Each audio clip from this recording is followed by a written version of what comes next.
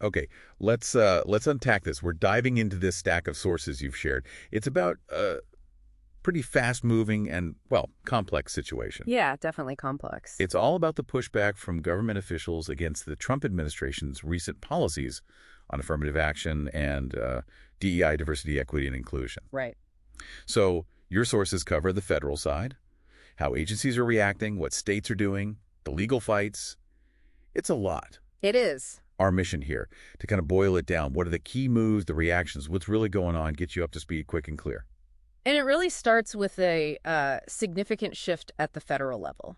Early 2025, the administration, well, they made some clear moves to change federal policy. How'd they do that? Executive orders? Yeah, executive orders were key, like rescinding the big one, EO 11246. That applied affirmative action rules to federal contractors for, like, decades. Wow, okay. And they also went after DEI programs within federal agencies themselves. Right, and the reason they gave... What was the justification? Well, the stated rationale was about protecting civil rights, focusing on merit-based opportunity. Okay. They talked about curbing what they called illegal DEI preferencing and aiming for colorblind equality. That was the framing. So positioning it as sort of a return to fairness based on their view. Exactly. And the scope they intended was broad. We're talking the federal government itself, contractors, grantees, universities, schools. Basically anyone getting federal money or working with the feds. Pretty much. And they even started changing how federal data on race and ethnicity gets collected. Why? What was the thinking there? The view seemed to be that the current way might, incentivize demands based on group identity, not individual merit. Interesting. And you had key people in the administration pushing this. Oh, yeah. Figures like the AG, Ed Secretary, the acting EOC chair, they were actively implementing these directives, sometimes using, threats about funding or enforcement. Okay, so that's the federal picture.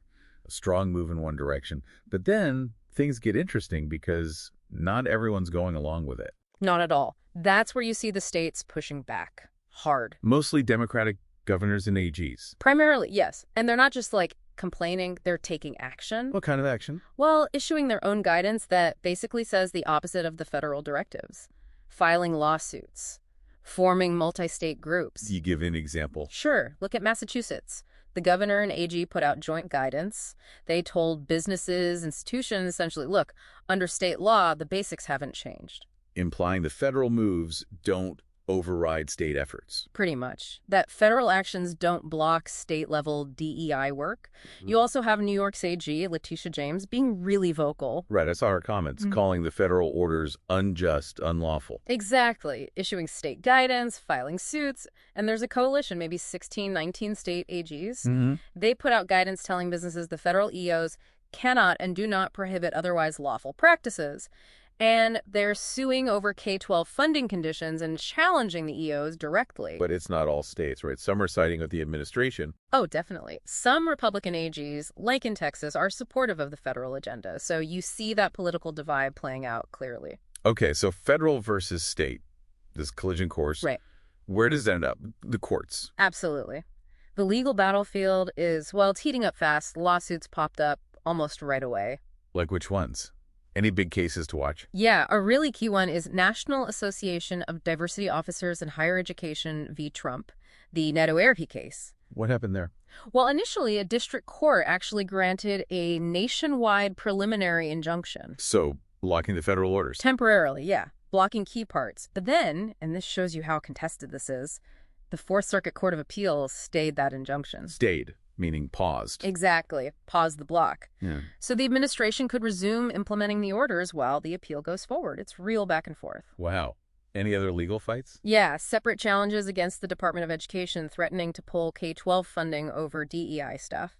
Some district judges have blocked parts of that too. And what are the main arguments the challengers are making? A lot revolves around the idea that the executive orders are unconstitutionally vague. Like, what exactly is DEI or illegal preferencing? According to the order, they argue it's not clear. Creating confusion for everyone trying to comply. Right. Plus arguments about executive overreach and even First Amendment concerns about, viewpoint discrimination. So the core legal fight is really, is DEI a lawful tool for equity? Or is it illegal discrimination, as the administration claims. That's the fundamental disagreement playing out in court, which leads us to, well, what does all this mean on the ground? The implications, yeah, for organizations, schools, businesses. Yeah. It sounds like a mess. It creates a really fractured landscape, very uncertain. If you operate across state lines or deal with both federal and state rules. You're caught in the middle, yeah. Could it have a chilling effect? Make organizations scale back DEI? Potentially, yes. Fear of federal action might cause some to pull back. But then again, the state resistance might actually encourage others to keep going or find new ways. So the very definition and legality of DEI is kind of up in the air right now. It's intensely contested, being actively shaped by politics and these court battles as we speak. So summing this up for you, our listener, what this deep dive shows is this clear split. You've got the federal administration pushing hard against DEI and affirmative action. Met by really strong resistance from a lot of states and immediate legal fights. And organizations, schools, businesses, they're navigating this really confusing mix of conflicting rules and court decisions that keep changing. Yeah, it's a fluid situation. So it leaves us with the big question to think about, right? As these legal and political fights keep going, trying to define what's lawful when it comes to equity, how might this conflict reshape the future path of civil rights enforcement and opportunity in the U.S.? Definitely something to keep watching.